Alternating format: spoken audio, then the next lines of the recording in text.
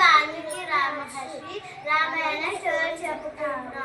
దశరథుడు అయోధ్య నగరానికి రాజు. దశరథ్కి ముగ్గురు భార్యలు కౌసల్య, సుమిత్ర, కైకేయి.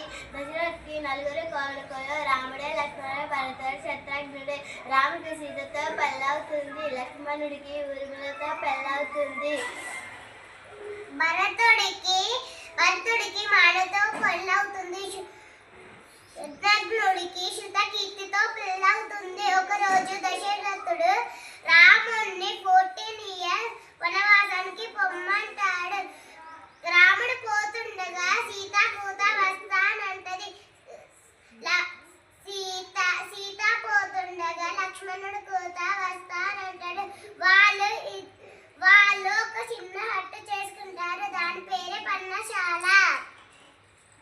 ఒకరోజు రాముడు చెట్టు కింద కూర్చుండగా శూర్పణఖ వచ్చి నన్ను పెళ్లి చేసుకుంటావా అని అడిగింది.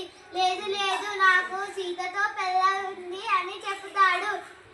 అయినా కూడా వినకుండా రాముడిని విసిగిస్తుంది.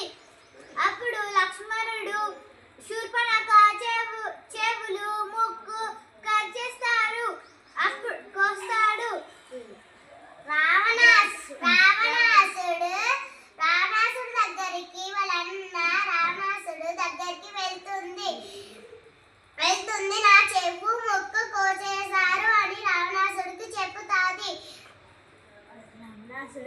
రావణాసుడు ఒక ప్లాన్ చేస్తాడు.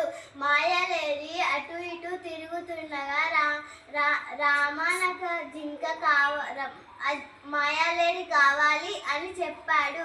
రాముడు పోతాడు. కొంచెం సేపు అయినాక రామ సీత అని కడుపులు వినబడతాయి. లక్ష్మణుడు సీత నా రాముడికి ఏమైందో అని అంటుంది. లక్ష్మణుడిని పంపిస్తుంది. లక్ష్మణుడు వెళ్తుండగా సీత నువ్వు ఈ గీత దాటొద్దు అని ఇంటి చుట్టూ గీస్తాడు. అని చెప్పి వెళ్తాడు. ఈ గీతనే లక్ష్మణ రేఖ అని అంటారు.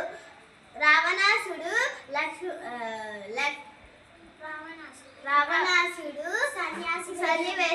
సన్యాసి వేషంలో లవతి భిక్షాందేవి అని అంటాడు. సీత